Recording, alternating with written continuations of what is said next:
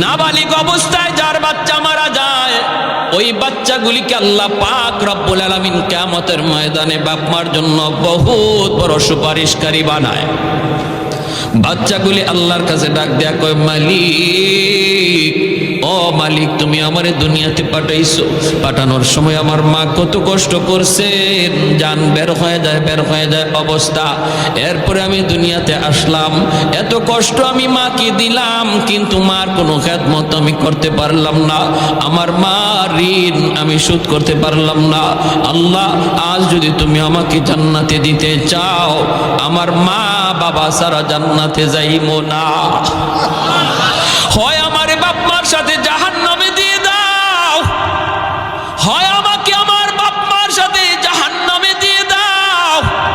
রব্বুল আলামিন তখন বলে, বান্দারে, আমি আল্লাহর আদত হচ্ছে জাহান্নামীকে জান্নাতে দেওয়া, কিন্তু কোন জান্নাতীরে জাহান্নামে দেওয়া এটা আমার আদত না।